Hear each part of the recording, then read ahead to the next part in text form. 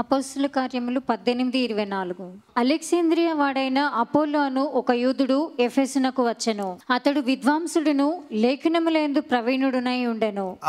అతడు ప్రభువు మార్గము విషయమై ఉపదేశము పొంది తన ఆత్మయందు తీవ్రపడి యోహాను బాప్తిస్మం మాత్రమే తెలుసుకొనిన వాడైనను యేసును గూర్చిన సంగతులు వివరముగా చెప్పి బోధించుచు సమాజ మందిరములో ధైర్యముగా మాట్లాడనారంభించెను. చూడండి, ఇతని మినిస్ట్రీ కరెక్టా తప్ప? కరెక్టే. ఇతను ఎవరిని ఫాలో అయ్యాడు? యోహాన్ని. తర్వాత ఏమైంది? ఇతను చదవండి. ప్రిస్కిల్లా అకులయు విని అతని చేర్చుకొని దేవుని మార్గమును మరిపూర్తిగా అతనికి విశదపరచిరి. తర్వాత అతడు అకయకు పోదల్చినప్పుడు అతనిని చేర్చుకునవలనని సహోదరులు ప్రోత్సాహపరచుచు అక్కడి శిష్యులకు వ్రాసిరి. అతడు అక్కడికి వచ్చి కృపచేత విశ్వసించిన వారికి చాలా సహాయము చేసెను. యేసే క్రీస్తు అని లేఖనముల ద్వారా అతడు దృష్టాంతపరిచి యూదుల వాదమును బహిరంగముగాను గట్టిగాను ఖండించుచూ వచ్చెను. He became a mighty apostle and a preacher. పడిపోయాడా? పడలే. అయితే ఇప్పుడు యోహాన్ శిష్యులు కరెక్టా కాదా? యోహాన్ పడిపోయాడు, రాబోవాడు అతనే కాదా అనుకున్నాడు. ఇప్పుడు ఏం పరిస్థితి? ఇప్పుడు ఏంటి చూద్దాం. యోహాను శిష్యులు ఏమయ్యారు? Let's study and see about the disciples of John. యోహాను సువార్త 1వ అధ్యాయం 35 నుంచి 45 వరకు చదువుదాం. మరునాడు మరలా యోహానును అతని శిష్యులలో ఇద్దరును నిలుచుండగా అతడు నడుచుచున్న యేసు వైపు చూచి ఇదిగో దేవుని గొర్రెపిల్ల అని చెప్పెను. యోహాను తన శిష్యులు నడుస్తుంటే యేసుని చూసి ఏమన్నాడంట? ఇదిగో దేవుని గొర్రెపిల్ల. రైట్. అతడు చెప్పిన మాట ఆ ఇద్దరు శిష్యులు విని యేసును వెంబడించిరి. యేసు వెనుకకు తిరిగి వారు తన్ను వెంబడించుట చూచి మీరేమి వెతుకుచున్నారని వారిని అడగగా వారు రబ్బీ నీవెక్కడ కాపురం ఉన్నావని ఆయనను అడిగిరి. రబ్బీ అను మాటకు బోధకుడని అర్థము. వచ్చి చూడుడని ఆయన వారితో చెప్పగా వారు వెళ్ళి ఆయన కాపురమున్న స్థలము చూచి ఆ దినము ఆయన వద్ద బస చేసిరి. అప్పుడు పగలు రమారమి 4 గంటల వేళ ఆయను. యోహాను మాట విని ఆయనను వెంబడించిన ఇద్దరిలో ఒకడు సీమోను పేతురు యొక్క సహోదరుడైన ఆంద్రేయ.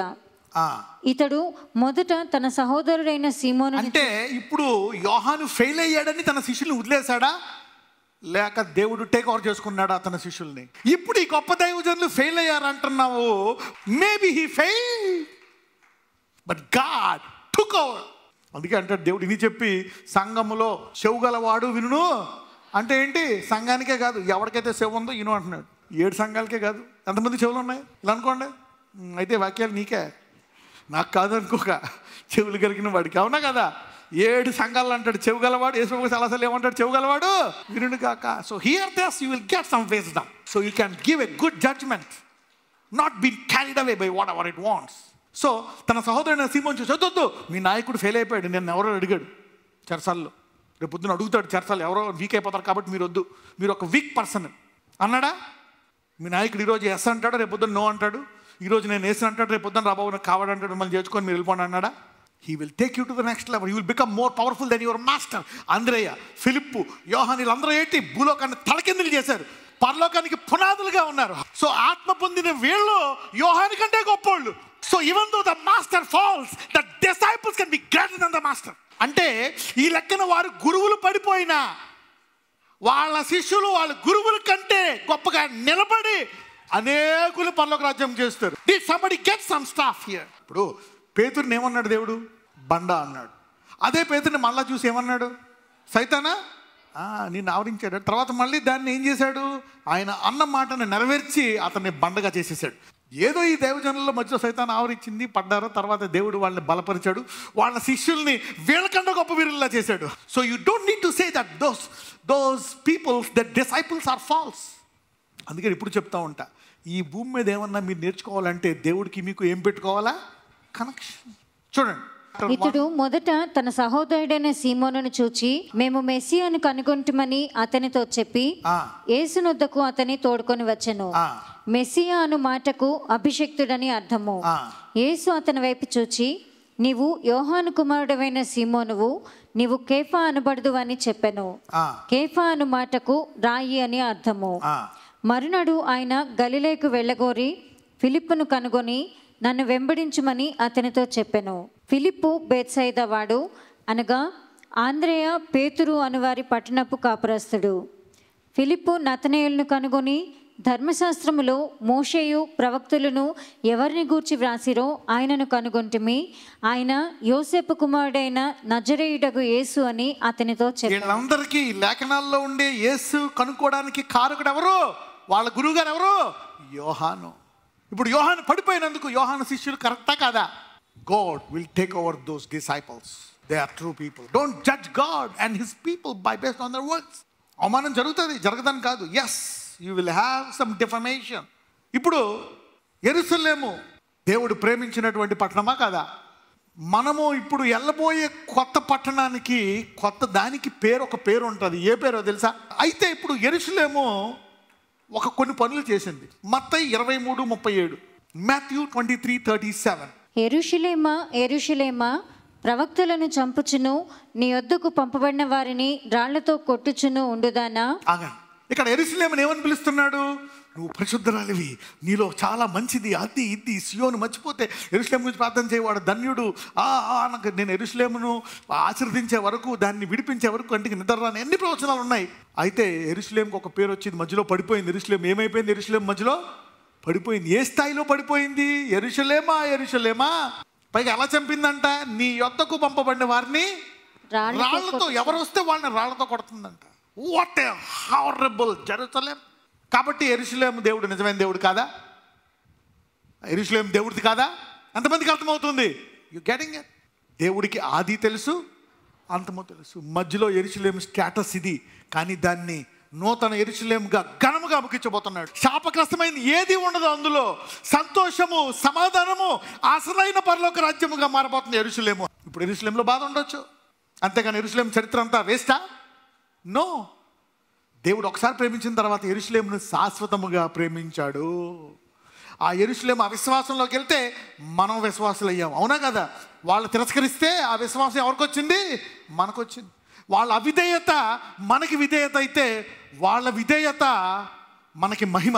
If the disobedience is our obedience, their obedience is our glory. You see that now. So you cannot judge by the current status what God is doing in the people. You see, ఒక్కొక్కసారి వస్తుంది, wrong name వస్తుంది, కరెక్టే. There will be a bad name, but God will use it. And the anointing teacher us all things. 1 యోహాను 2:27. అయితే ఆయన వలన మీరు పొందిన అభిషేకము మీలో నిలుచుచున్నది కనుక ఎవడును మీకు బోధింపనక్కర్లేదు. ఆయన ఇచ్చిన అభిషేకము సత్యమే కానీ అబద్ధము కాదు. అది అన్నిటిని గూర్చి మీకు బోధించుచున్న ప్రకారముగాను ఆయన మీకు బోధించిన ప్రకారముగాను ఆయనలో మీరు నిలుచుచున్నారు. అయితే ఆయన వలన మీరు పొందిన అభిషేకం, అభిషేకం అంటే ఎవరు? పరిశుద్ధాత్మ. పరిశుద్ధాత్మ కలిగిన వారు ఎవరు? అభిషక్తులు. అయితే మనము ఒక్కొక్కసారి అంత విశ్లేషణగా తెలుసుకోవాల్సిన అవసరం కూడా లేదు. తెలుసుకుంటే మంచిది, మోసపోకుండా ఉంటాం. ఇంతకుముందు జనాలు ఏమనుకునేవారు? పరిశుద్ధాత్మ ఉంది అంటే భాషలతో మాట్లాడితేనే ఎవరున్నట్టు? పరిశుద్ధాత్మ ఉన్నట్టు. అవతల వ్యక్తి మీద తల చేయి వాడుతున్న పడిపోతేనే పవర్ ఉన్నట్టు. అంటే ఒకవేళ ఎవరన్నా తెలిసిన వాళ్ళు చెప్తే ఓకే, ఒకవేళ తెలియకపోతే నీవు మోకరించి ఉపవాసం ఉండో నీ దేవుణ్ణి అడిగి నువ్వు తెలుసుకోవచ్చు. That's what the Bible says. Okay, కానీ అలా వదలకూడదు. మనము మన తర్వాత తరాలకు మనం బోధించాలా లేదా? బైబిల్లో ఉందా? మన దేవుడు చెప్పాడు, మీ తర్వాత మీ పిల్లలకి మీరు బోధించాలి, గుమ్మాల మీద రాయాలి, మెళ్ళలో కట్టుకోవాలి, కంఠభూషణంగా చేతులకు రాయాలి, మీ పిల్లలకి వాక్యాన్ని వెళ్ళాలి అని దేవుడు ఒక రీతిగా అబ్రహాముని ఆశీర్వదించింది కూడా. ఎందుకు? తన తర్వాత తన తరాలకు విశ్వాసంలో ఎదగాలని ఆజ్ఞాపించేవాడు అబ్రహాము. అందుకే కేవలం అబ్రహాము దేవుడు అనిపించుకోలేదు. అబ్రహాము దేవుడు, ఇస్సాకు దేవుడు, యాకోబు దేవుడు అనిపించుకున్నాడు. తరతరాలు నువ్వు ఈ నిజమైన విశ్వాసాన్ని, సత్యాన్ని తెలుసుకోవాలనేటువంటిది దేవుని యొక్క చిత్తం. ఓకే, నీ పిల్లలు చెప్పపోయినా నిన్ను బ్లెస్ చేస్తాడు, కానీ తర్వాత అబ్రహాములాగా ఆశీర్వదించాలంటే నీ తర్వాత నీ పిల్లల్లో కూడా నీకన్నా గొప్ప విశ్వాసం వారిలో ఉండాలని నువ్వు ప్రార్థించాలి.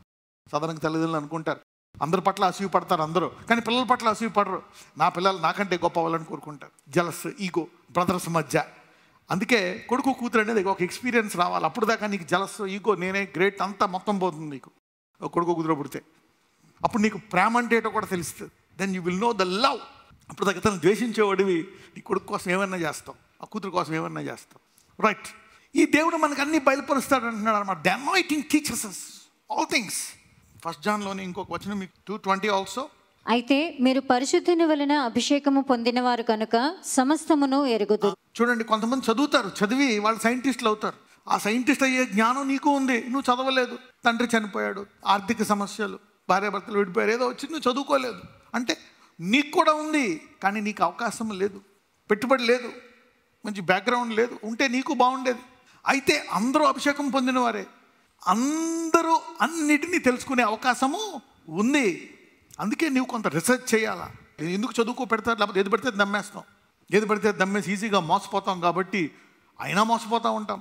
అందుకని అట్లీస్ట్ కొన్ని విషయాల్లో మోసపోకుండా జాగ్రత్తగా ఉండడం కోసం తల్లిదండ్రులు చదువుకు ప్రాధాన్యత ఇస్తారు. చదువుతాం, తెలుసుకుంటాం. వివిల్ను ఏం తినాలా, ఏం తినకూడదు, ఏం చేయాలా, ఎక్కడికి వెళ్ళాలా, ఏంటి, డబ్బులు ఎలా ఎలా దాచుకోవాలా, ఏం కొనుక్కోవాలా, ఎక్స్పైరీ డేట్, ఇది తినొచ్చా తినకూడదా, ఇది ఎక్స్పైరీ అయిపోయింది, ఇది డూప్లికేట్, దీనికి కోడ్ లేదు. So some education will preserve you. అయితే ఇప్పుడు ఒక వ్యక్తి పడిపోవడం వల్ల ఆ వ్యక్తిలో ఉండే శక్తి దేవునిది కాదా? Let's begin this. Right down this 4 scriptures. Isaiah 52:5, Ezekiel 36:20, Ezekiel 36:23, Romans 2:24, యెషయా 52:5, ఎహెజ్కేలు 36:20, ఎహెజ్కేలు 36:23, Romans 2:17. నీవు యూదుడువని పేరు పెట్టుకుని ధర్మశాస్త్రమును ఆశ్రయించి దేవుని యందు అతిశయించుచున్నావు కావా? ఆయన చిత్తమెరిగి ధర్మశాస్త్రమందు ఉపదేశము పొందిన వాడవై శ్రేష్టమైన వాటిని మెచ్చుకొనుచున్నావు కావా? జ్ఞాన సత్య స్వరూపమైన ధర్మశాస్త్రము గలవాడవై ఉండి నేను గ్రుడ్డి వారికి త్రోవ చూపువాడను, చీకటిలో ఉండు వారికి వెలుగును, బుద్ధిహీనులకు శిక్షకుడను, బాలురకు ఉపాధ్యాయుడనై ఉన్నానని నీ అంతట నీవే ధైర్యము వహించుకొనుచున్నావు కావా? ఎదుటివానికి బోధించు నీవు నీకు నీవే బోధించుకొనవా? దొంగిల వద్దని ప్రకటించు నీవు దొంగిలెదవా? వ్యభిచరింపవద్దని చెప్పు నీవు వ్యభిచరించెదవా? విగ్రహములను అసహించుకొను నీవు గుళ్లను దోచెదవా? ధర్మశాస్త్రమందు అతిశయించు నీవు ధర్మశాస్త్రము మీరుట వలన దేవుని అవమానపరచెదవా? అంటే కొన్నిసార్లు వాక్యం చెప్పి ఆ వాక్యానుసారంగా బోధించకపోవడం వల్ల దేవునికి ఏమొస్తుందంట? అవమానం వస్తుందంట. ఆ సంఘము ద్వారా, క్రైస్తవుల ద్వారా, సేవకుల ద్వారా. చదవండి. ధర్మశాస్త్రమందు అతిశయించు నీవు ధర్మశాస్త్రము మీరుట వలన దేవుని అవమానపరచెదవా? రాయబడిన ప్రకారము మిమ్మును బట్టియే కదా దేవుని నామము అన్యజనుల మధ్యన దూషింపబడుచున్నది. 24 రాయబడిన ప్రకారము మిమ్మును బట్టియే కదా దేవుని నామము అన్యజనుల మధ్య ఏమవుతుందంట? దూషింపబడుతుంది. ఒకవేళ నువ్వు జాగ్రత్తగా నీ శరీరాన్ని నెలకొట్టుకోకపోతే ఏమవుతుందంటే నీ ద్వారా దేవుని నామము దూషించబడుతుంది. ఆ 2 సంఘాలు చేసే పొరపాట్ల వల్ల దేవుని నామం ఏమైంది? దూషింపబడు. అలాగని దేవుడు వదిలేశాడా ఈ సంఘాలని? సన్ని తీసేశాడా? పశ్చాత్తాపడాలని కోరుకున్నాడా లేదా? పశ్చాత్తాపడకపోతే తీసేశాడు దీపస్తంభాన్ని. వాళ్ళ పేరు జీవనంలోంచి తుడిచిపెట్టేశాడు. ఆ కుర్చీ తీసేశాడు, కిరీటం తీసేశాడు. Yes, they lost. You see, but God can change. దేవుడు చెప్తున్నాడు, ఎవరైతే శరీరాన్ని నెలకొట్టుకొని దర్శనం కలిగి ఉంటారో మీరు సంఘములోని ఆ తర్వాత అన్యజనుల మధ్య దేవునికి మంచి పేరుని తీసుకొస్తారు. కానీ దేవుడు ఒక మాట అంటాడు, ఇజ్రాయేలు విడిపించిన ఇజ్రాయేలు మోషేని రాళ్ళతో కొట్టి చంపాలని చూస్తుంది. మాటికి బానిసత్వం నుంచి విడిపించి ఫ్రీగా ఫుడ్ పెట్టి పగలు రాత్రి హాయిగా ఓన్లీ నడవండి, విశ్వాసంలో ఎదగండి అంటే మీరు మోషేని రాళ్ళతో కొట్టి చెప్పేస్తానంటే అలాగా? అరే మంచి భోజనం దొరుకుతుంది, తినండి, దూతల భోజనం. సో దాని ద్వారా దేవుడు విడిచిపెట్టేశాడా? వాళ్ళని విడిచిపెట్టలే. అయితే దేవుడు ఒక మాట అంటాడు, మోషే ఏమో కంగారు పడిపోతున్నాడు, ప్రభు నీ పేరు అవమానపరచబడిపోతుంది, వీళ్ళందరి మధ్య నీ పేరు ఏమైపోతుంది, నీ పేరు ఏమైపోతుంది. దేవుడు అంటాడు, లైట్ తీసుకో మోషే, నేను జగత్ పునాది వేయకముందు ఒక మాట పలికాను. నేను ఏం పలికానో తెలుసా? భూమి అంతా నా మహిమతో నిండుకుంటుంది. నేను ఒకవేళ వీళ్ళందరూ నన్ను అవమానపరిచినా నీ ఒక్కడిని తీసుకొని నీ నుంచి మనుషులను తయారు చేసి నేను నింపుకోగలను. ఒకవేళ కొంచెం అవమానం రావచ్చు, కానీ తుదకు దేవుడు తన నామాన్ని అందరి మధ్య ఘనముగా ముగించబోతున్నాడు. ఎంతమందికి అర్థమైంది నేను చెప్పింది? లాస్ట్ వ్యక్తి గురించి వెళ్దాం. దేవుడు 12 మంది శిష్యుల్ని మత్తయి సువార్త 10వ అధ్యాయంలో పంపిస్తాడు. నీ 12 మందిలో ఒకడు ఉన్నాడు. ఎవరో? నిలువచ్చినోడు, బ్యాగ్లోంచి కొట్టేస్తున్నాడు కంటిన్యూస్గా. 34 అమ్మేసినోడు ఉన్నాడు. ఎవరో? యోధ. Let's go to Matthew 10. ఆయన తన 12 మంది శిష్యులను పిలిచి ఏం చేశాడు? అపవిత్రాత్మలను వెళ్ళగొట్టుటకును. సో ఈ దయ్యాలు పట్టే వాళ్ళు చాలా మంది వచ్చారు యోధా వద్దకు. ఏం చేశాడు యోధా అప్పుడు? ఆ టైంలో ఏం చేశాడు? దయ్యాల్ని ఎలగొట్టాడు. ఇంకేమున్నాయంట? ప్రతి విధమైన రోగమును ప్రతి విధమైన వ్యాధిని స్వస్థపరచుటకును వారికి అధికారం ఇచ్చాడు. ఈ నులివెచ్చనోడు అంటే ఫ్యూచర్లో పడిపోయి యేసయ్యను 30 అమ్మేసేవాడు ప్రస్తుతం మత్తయి సువార్త 10వ అధ్యాయం టైంలో ఏం చేశాడు? దురాత్మలన్నింటిని ఏం చేశాడు? వెలగొట్టేశాడు. ప్రతి విధమైన రోగాన్ని ఏం చేశాడు? స్వస్థపరిచేశాడు. అధికారం కలిగాడు. దయ్యాలను వెలగొట్టాడు, రోగాలను స్వస్థపరిచాడు. చనిపోయిన వాడిని ఏం చేశాడు? లేపాడు. బ్యాగ్లోంచి కొట్టేస్తున్నాడు మళ్ళీ. అవురా, సరే పడిపోయాడు ఇస్కరియోతు యోధ, ఊరేసుకున్నాడు, చచ్చిపోయాడు. సరే ఇతను అలా అయిపోయాడు కాబట్టి ఇతను అంతకుముందు చేసిన అద్భుతాలన్నీ దేవుని పేరుని చేశాడు, దయ్యం పేరుని చేశాడా? సైతాను ఉందా లోపల? ఎవరున్నారు? ఏ పేరుని చేశాడు? ఒకవేళ అతను ఆ టైంలో శిష్యులను తయారు చేస్తే వాళ్ళు కరెక్టా రాంగా? రాకడ వరకు ఈ వర్తమానం మీ తరాల పాటు గట్టిగా పట్టుకుని గాక. So you will know what is demon and what is not. అంటే యేసయ్యను 34 అమ్మేసేవాడు అంతకుముందు 3.5 సంవత్సరాలు పరిచర్య చేస్తున్నవాడు ఏ ఆత్మతో చేశాడు? ఏ నామము చేశాడు? ఇది చెవుగలవాడు అందరికీ ఉపయోగపడ్డదా లేదా? ఇప్పుడు ఎవరైనా సడన్గా సైతాన్ అనేయచ్చా? అయ్యో దేశకిరోధ కార్యాలన్నీ అవన్నీ సైతాన్ పేరుని చేశాడు, అవునా? చెప్పండి, ఎవరిచ్చారు అధికారం? యేసయ్య. సో ఏ ఆత్మ ద్వారా చేశాడు? By the power of the. ఒకవేళ ఎవరైనా యోధ ఇస్కరియోతు సైతాన్ ఆత్మ ద్వారా చేస్తే పరిశుద్ధాత్మను ఏం చేస్తున్నట్టు? యేసుని అన్న క్షమించవచ్చు కానీ పరిశుద్ధాత్మ దూషించిన వాడికి క్షమాపణ. సో విమర్శించేవాడు జాగ్రత్తగా ఉన్నాడని చెప్పండి పక్కన పడతాడు. You may commit the unforgivable sin. You are blaspheming the Holy Ghost. It is blaspheming the Holy Ghost. Should be very careful with that area. Identifying the spirit. So you will identify. Refer this to people. Refer చేయండి. దీని ద్వారా మీ విశ్వాసం నాటబడి ఎవరైనా పడిపోయినా ఏదైనా అయిపోయినా అయ్యో ఇలాగ అయిపోతే నా విశ్వాసం ఏమవుతుంది? వద్దు. నువ్వు నిలబడి నీ గురువు కంట బలపడి గొప్పగా దేవుని రాజ్యం కట్టు. అంద్రయ్య, ఫిలిప్ వీళ్ళందరూ కట్టారా లేదా? లోకాన్ని తలకిందులు చేశారా లేదా? యోహాను కంటే గొప్పగా తయారు చేశాడా లేదా యేసయ్య? So Jesus is taking over. ఆ గురువు గారిని గొప్పగా ముగిస్తాడు, ఆ గురువు గారి శిష్యుల్ని గొప్పగా ముగిస్తాడు. You don't need to worry. నజరేయుడైన యేసయ్య, ఈరోజు నీ వాక్యాన్ని ధ్యానించుకుని మాకు ఇచ్చావయ్యా. ఎవరైతే ఈరోజు ఇంకా అనారోగ్యంతో ఉన్నారో నూతన సంవత్సరంలో, ఇదిగో ఇప్పుడే ఆ క్యాన్సర్ వ్యాధిని ముట్టండి. Heal that cancer. ఎటువంటి క్యాన్సర్ కణములున్నా, వికలాంగులున్నా, ఆయా గుడ్డివారున్నా, మరణకరమైన రోగాలు ఉన్నా ఇప్పుడే వారిని ముట్టి స్వస్థపరచండి. Asthma, eosinophilia, piles, blood pressure, blood sugar, వెన్ను నొప్పి, నరముల నొప్పి, వ్యాధి, జీర్ణశక్తి, ఎసిడిటీ, గ్యాస్ ట్రబుల్, పిల్లలు లేని వారికి పిల్లలు, లార్డ్ హీల్ దెమ్ నౌ యెహోవా రాఫా. నీవు ఇంకా స్వస్థపరుస్తున్నావు నాయన, నీ శక్తి ఇంకా ఉంది. You are here, let your power visit your people now. ఈరోజు ఎవరెవరైతే ఈ ప్రార్థనలు ఏకీపిస్తున్నారో మీ భయంకరమైన సమస్యలు, చనిపోతే బాగునుకునేటువంటి సమస్యలు గొప్ప సాక్ష్యాలుగా మారునుగాక. ఎందుకంటే నీ విశ్వాసాన్ని ఆరంభించిన దేవుడు కొనసాగించి ఘనముగా ముగిస్తాడు. God is a good finisher. Somebody say my God is a good finisher.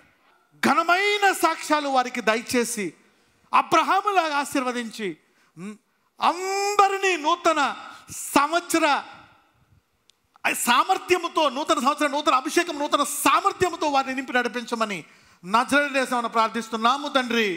Amen.